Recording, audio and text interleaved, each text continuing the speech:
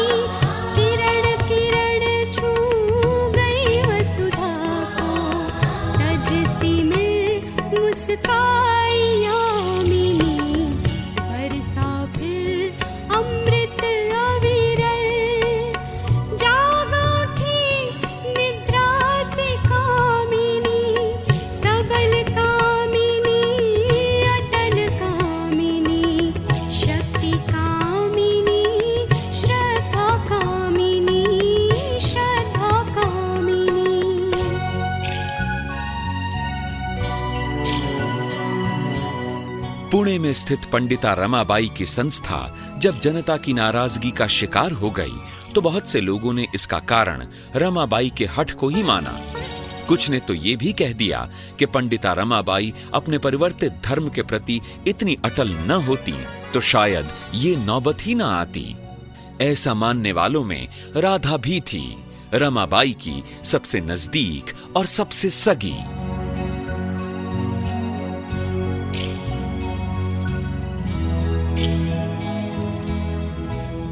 ननद जी, ठीक ही तो है। आदमी खुद ही ठोकर खाए तभी समझता है। मैंने तुमसे कई बार कहा कि त्याग दो अपने इस धर्म को। ये सारा बवाल इसी कारण हुआ है। मैंने कोई ठोकर नहीं खाई राधा भाभी, बल्कि जमाने की कुचाल को मैंने ठोकर मारकर शांत कर दिया है। लेकिन खुद भी तो हफ्ते भर से अशांत घूम रही हो। उस धर्म को सीने से लगाए रखने का फायदा ही क्या, जो शांति के स्थान पर अशांति भर दे मन में। भाभी, तुम ये कैसी बातें कर रही हो? जो दूसरी स्त्रियों की स्वतंत्रता की बात करती हो, वो अपनी स्वतंत्रता त्याग दे? ठीक है ननद जी, जैसी तुम्हारी मर्जी। मुझे तो हर पल हर राह पर तुम्हारे साथ ही आगे बढ़ना है। पर अब ये तो बताओ कि करना क्या है। ये जो लड़कियां यहाँ बची हैं, जिनका इस संसार में कोई नहीं है, अब इनके लिए क्या करना है? भाभी, इनके लिए हमें बहुत कुछ करना है, पर यहाँ पुणे में नहीं। तो फिर कहाँ चलना है? क्या अमेरिका वाली अपनी एसोसिएशन से पूछना होगा?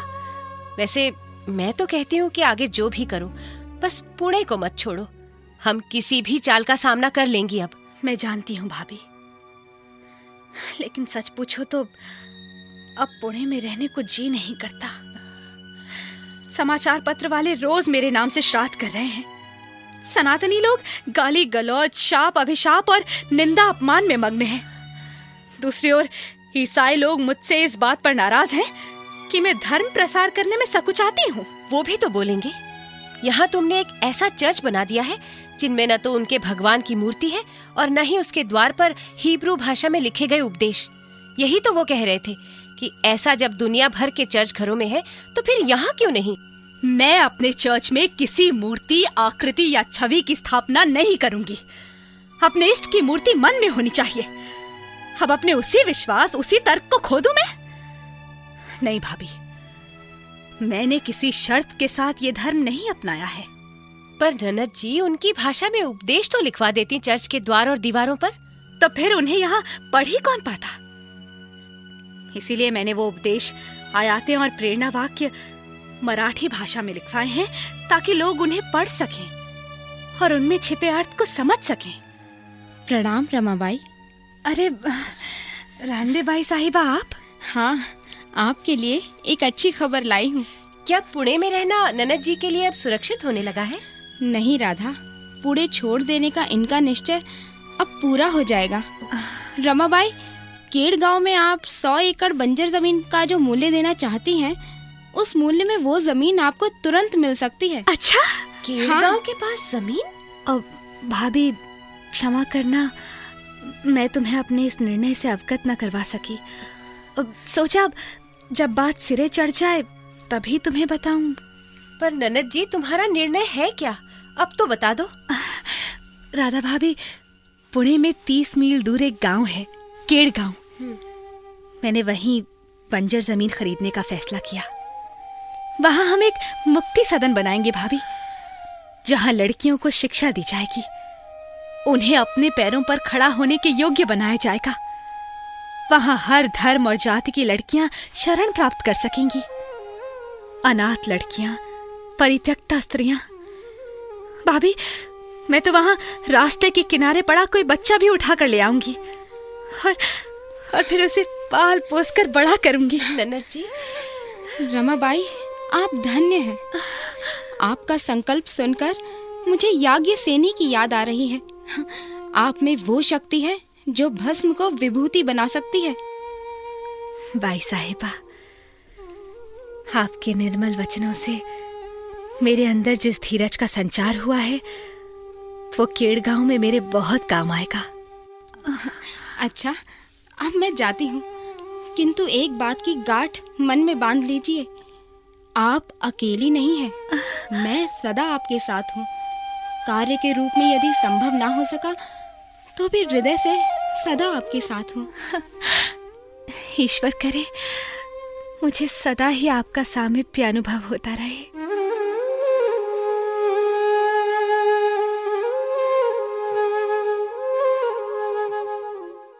केड़ गांव में जो भूमि कल तक बंजर और उजाड़ थी, कंकर पत्थरों को ही अपनी निधि माने बैठी थी, आज वो भूमि फूलों फलों से और वृक्ष लताओं से सज उठी थी। 9 कुएं उसे अपने जल से सींचकर हरी भरी बना रहे थे। वहां एक ऐसी आबादी की चहल पहल बढ़ने लगी थी कि जो मुक्ति सदन के कई काम संवारती थी। कहीं से लड़कियों के स्तुति गान और अक्षर ज्ञान प्राप्त करने की आवाजें आती थीं, तो कहीं यंत्रों और करघों की। शिक्षा और व्यावसायिक दक्षता हर लड़की के जीवन का अभिन्न अंग बनती जा रही थी। रमाबाई के इस मुक्ति सदन की अनेक घटनाएं इतिहास के पन्नों में कैद हैं। अगर इन घटनाओं को पढ़ा जाए तो पंडिता रमाबाई सरस्वती के चरित्र के अनेक रूप देखने को मिलते हैं। दृढ़ निश्चयी, स्वाभिमानी, सिद्धांत प्रिय, क्षमाशील और स्त्री कल्याण को जीवन का सर्वोपरि मकसद मानने वाले रूप।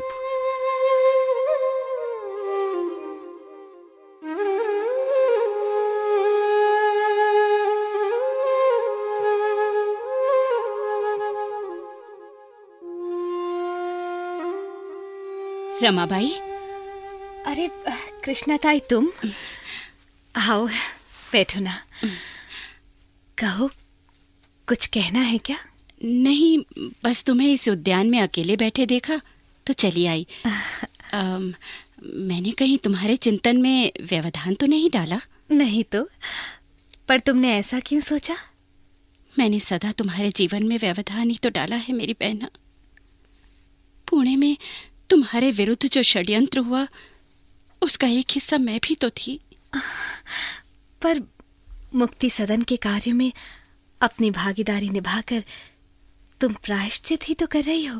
पर इसकी आज्ञा भी तो तुम ही ने दी, मेरे दुष्कर्म भुलाकर, मुझे क्षमा करके। क्षमाशीलता तो मानवता का सबसे बड़ा गुण है ताई। रमाबाई, लोग सच ही कहते हैं कि सूर्य की इतनी किरणें नहीं है जितने रमाबाई में गुण। अरे, तुमने अच्छा याद दिलाया। आओ ना, उधर चलकर सूर्य की गुनगुनी किरणों में बैठे। हाँ, चलो कृष्णा, चलो। पता है ताई, मुझे ये जगह बहुत पसंद है। और जानती हो क्यों? क्यों रमाबाई? यहाँ से अपने मुक्ति सदन को देखती हूँ तो गंग मूल के उस संसार की कल्पना सच हो जाती है जिसे मेरी माँ की ममता और पिता की सच्चरित्रता ने रचा था। तुम्हें तो गंगमूल का स्मरण भी नहीं होगा।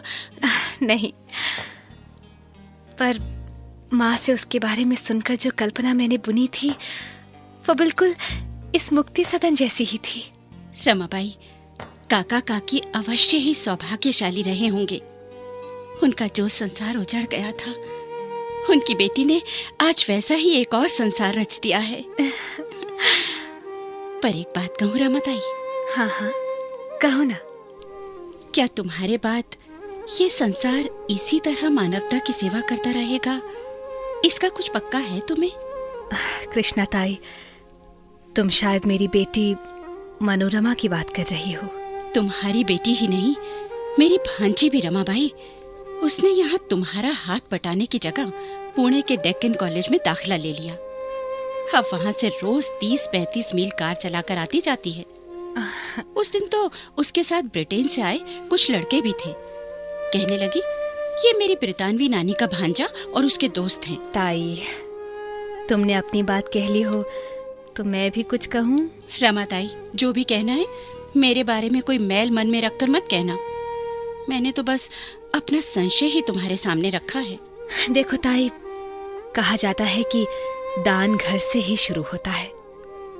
मैं दूसरों से कहती फिरती हूँ कि अपनी बच्चियों को शिक्षित करो, और जब मेरी बेटी शिक्षा ग्रहण करना चाहती है तो मैं उसे मना कर दूं कि नहीं, तू इतनी दूर पुणे में रोज पढ़ने नहीं जाएगी। पर तुम तो उसे डॉक्टर बनाना चाहती थी ना?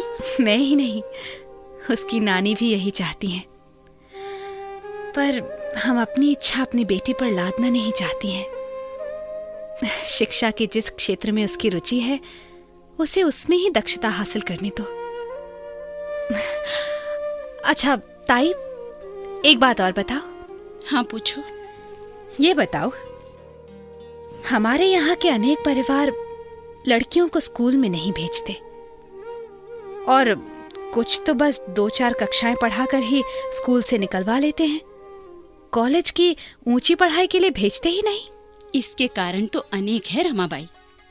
कभी लड़की छोटी उम्र में ब्याह दी जाती है, कभी उसे गृहस्थी के कामकाज पूरे करने होते हैं, कभी ऊंची पढ़ाई महंगी होती है। इसी कारण तो लड़कियां आगे नहीं पढ़ पाती। तुमने ठीक कहा ताई, लेकिन बदलते युग ने एक और कारण इसके साथ जोड़ दिया है, और वो कारण है अपनी ही बेटी पर से विश्वास उठ जाना। क्या मतलब रमाबाई? यही कि वो अकेली घर से बाहर जाएगी, पुरुष अध्यापकों से पढ़ेगी, युवक मित्रों के साथ खान पान करेगी, तो जाने क्या कर बैठेगी। जमाने से अधिक वो अपनी बेटी में दोष ढूंढने लगते हैं। तो फिर उन्हें क्या करना चाहिए? अपनी बेटी पर विश्वास। अगर वो प्रतिभावान है, अगर माँ बाप ने उसे संस्कार दिए हैं, उसके आत्मविश्वास को बल दिया है, तो कोई उसका बाल भी बांका नहीं कर सकता। वो जहां भी जाएगी सफल और सुरक्षित होकर ही लौटेगी, देश और परिवार का नाम रोशन करेगी। सच पूछो ताई, तो मुझे ऐसा ही विश्वास अपनी मनोरमा पर है। अभी तो वो शिक्षा प्राप्त कर रही है, लेकिन मुझे विश्वास है कि मुझे जब भी उसकी जरूरत पड़ेगी वो मेरा साथ जरूर देगी। और अगर मुक्ति सदन को उसकी जरूरत पड़ी तो? मैं और मुक्ति सदन अब अलग ही कहाँ रह गए हैं ताई। और फिर ऐसी संस्थाएं तो एक आंदोलन की तरह होती हैं, जो भले ही एक माँ से उसकी बेटी को विरासत के रूप में मिले या ना मिले, पर मानवता की सेवा का व्रत लेने वाले व्यक्ति से उस जैसे ही दूसरे कई व्यक्तियों को अपने आप मिल जाती है, क्योंकि ये विरासत खून के रिश्ते की नहीं, मानवता के रिश्ते से ही मिलती है। तुम ठीक कहती हो रमाताई।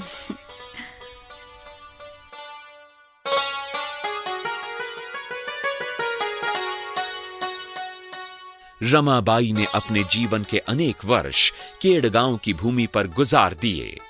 यही उनकी वास्तविक कर्म भूमि कहलाई।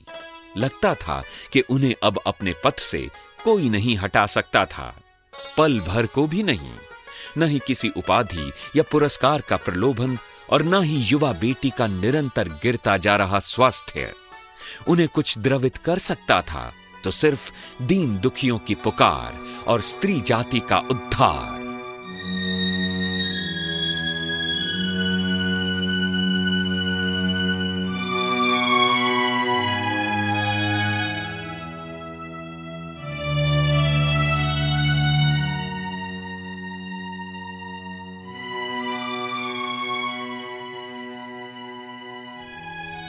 मनोरमा, लो बेटी, दवा पी लो।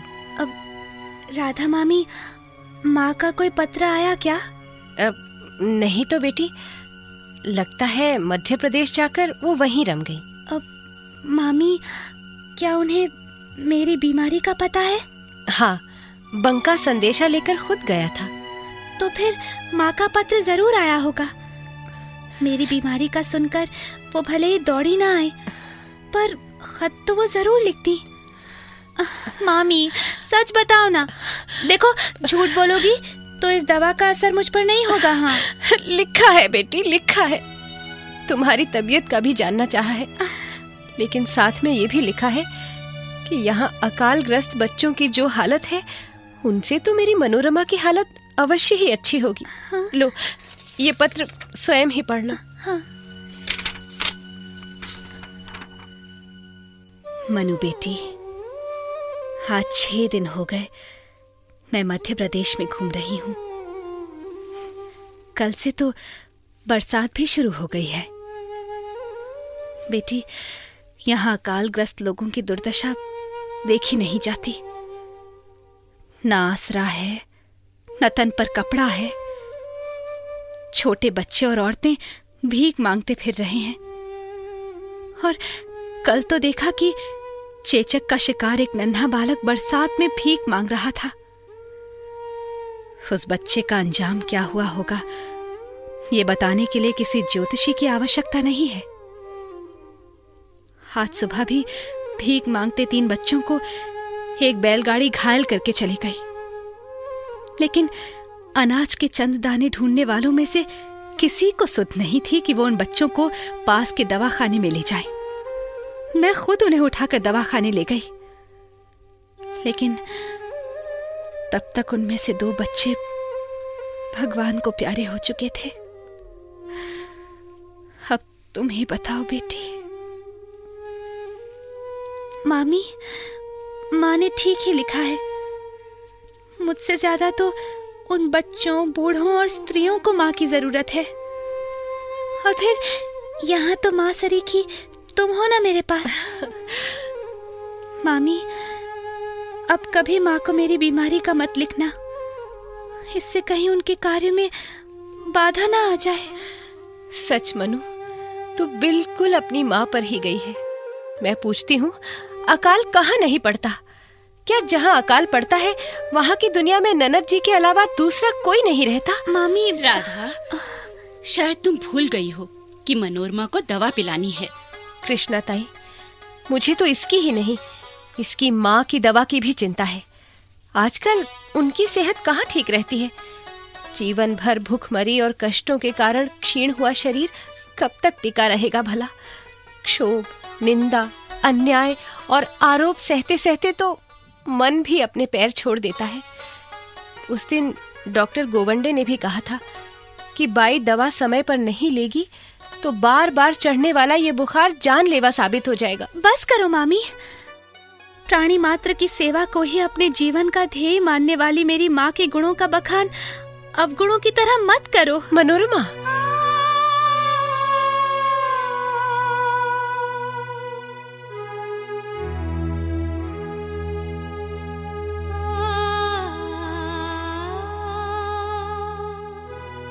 मनोरमा की हालत बिगड़ती ही जा रही थी। उसे अपनी मां का इंतजार तो था, लेकिन मन ही मन ये तसल्ली भी थी कि मां वहां दीन दुखियों की सेवा कर रही हैं। और एक दिन इसी तसल्ली को अपने मन में समेटे वो इस संसार से विदा हो गई। मनोरमा ने सदा के लिए आंखें मूंद ली थीं। रमाबाई को तुरंत इसकी सूचना भेजी गई, लेकिन पंडिता रमाबाई के वहां पहुंचने से पहले ही रमाबाई रानडे वहां पहुंच गईं। उन्होंने अपने प्रयत्नों से ससून अस्पताल में रुग्ण सेवा और प्रसूति विज्ञान के अध्ययन की सुविधा शुरू करवाई थी। वो इसी बारे में रमाबाई से विचार विमर्श करने के लिए केड़गांव आई थीं। लेकिन यहां आकर जब उन्हें मनोरमा के निधन की खबर मिली तो वो रमाबाई से मिले बिना न जा सकीं। रमाबाई रानडे के इस नए कदम की सूचना जब रमाबाई को मिली तो उन्होंने राधा को अपना एक और कर्तव्य निभाने के लिए कहा।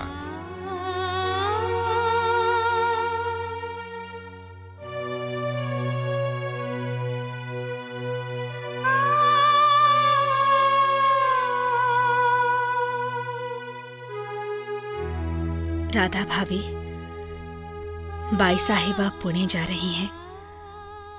तुम भी उनके साथ जाने के लिए अपना सामान बांध लो। नहीं ननद जी, तुम्हें इस हालत में छोड़कर मैं सदा के लिए पुणे नहीं जाऊंगी। तुम्हें जाना ही होगा भाभी। बाई साहिबा जो महान कार्य कर रही हैं, मैं चाहती हूँ तुम उसमें उनका हाथ बटाओ। और तुमने जो महान कार्य शुरू किया है, क्या वो मेरी सेवा के बगैर पूरा हो सकता है ननद जी? मैं जानती हूँ तुमने बाइबल का अनुवाद करना शुरू कर रखा है। पर भाभी, बाइबल ही तो हमें सिखाती है कि किसी की सेवा पर निर्भर न रहो। तुमने कितनी सहजता से ये बात कह दी, पर कोई जाने तो समझे कि तुम हिब्रू भाषा से बाइबल का अनुवाद कार्य कर रही हो, हिब्रू भाषा से मराठी भाषा में अनुवाद। हाँ राधा भाभी, इस भाषा से अनुवाद करूंगी तभी तो इस ग्रंथ का सत्य सार समझ सकूंगी, इसके अनुवाद में न्याय कर सकूंगी और अपने लोगों को सरलता और सहजता से इसका अर्थ समझा सकूंगी। पर ननद जी, ये कितना कठिन कार्य है ये तो मैं भी जान गई हूँ। इस भाषा के एक एक शब्द के अनेक अर्थ ढूंढने और फिर उनमें से उचित अर्थ का चुनाव करने में तुमने तो जैसे अपने जीने का अर्थ ही बदल डाला। मेरे जीने का शायद यही अर्थ है भाभी, लेकिन तुम मेरी चिंता मत करो। ननद जी, क्या अब यहाँ मेरा कोई उपयोग नहीं रह गया? भाभी, तुम अपने उपयोग की क्या बात करती हो?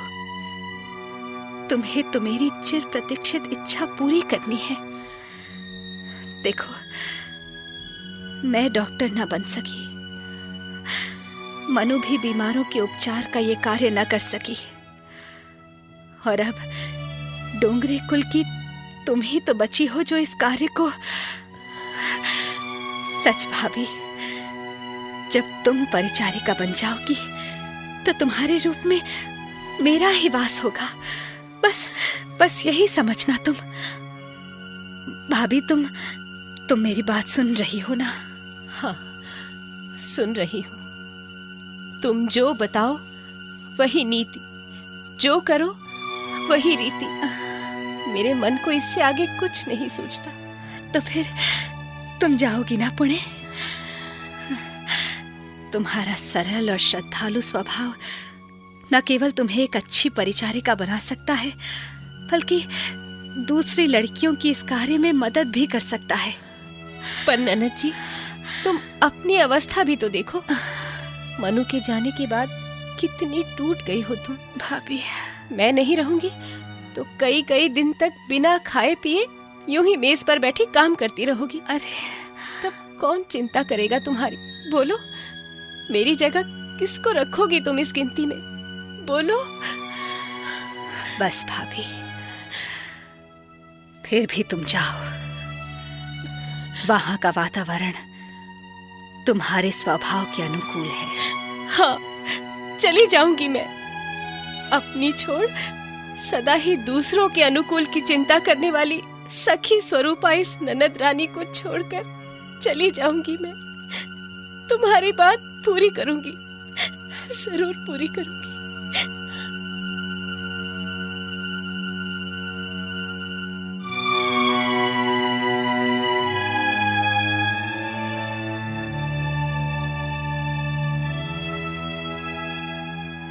केड़ गांव के स्टेशन पर रेलगाड़ी धुआं छोड़ती खड़ी थी। रमाबाई रानडे और राधा डिब्बे में बैठी थीं। पंडिता रमाबाई प्लेटफॉर्म पर खिड़की के पास खड़ी राधा की बहती आंखों को देख रही थीं। वो रमाबाई रानडे का हाथ थामकर बस इतना ही कह सकीं, बाई साहिबा, मेरी भाभी का ध्यान रखना। और फिर वो भी रो पड़ी। राधा ने खिड़की से हाथ निकालकर अपनी ननद के आंसू पोंछे। गाड़ी चल पड़ी। रमाबाई दूर हट गईं। बाई साहिबा और राधा झुक झुक कर उन्हें दूर तक देखती रह गईं। धीरे धीरे गाड़ी आंखों से ओझल हो गई। छोटा सा स्टेशन खाली हो गया। केड़गांव के उस प्लेटफॉर्म पर रमाबाई अकेली खड़ी थीं, केवल एकाकी, अकेली, मानो सागर में कोई प्रकाश स्तंभ लहरों से जूझता हुआ, प्रकाश फैलाता हुआ।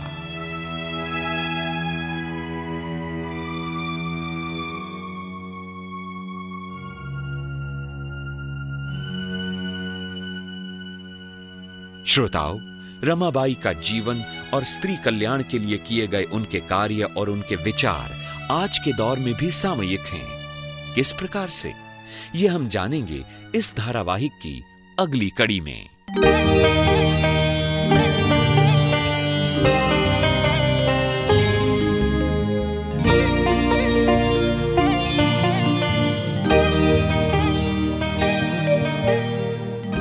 अभी आप सुन रहे थे रेडियो धारावाहिक ज्योतिर्पुंज पंडिता रमाबाई की 12वीं कड़ी। इस कड़ी में भाग लेने वाले कलाकार हैं बाबला कोछड़, दीपा रॉय, पल्लवी भारती, हर्ष बाला, अविनाश उपाध्याय और यक्षिता श्रीवास्तव। ध्वनि मुद्रक विपिन, निर्देशिका अंजू गुलाटी।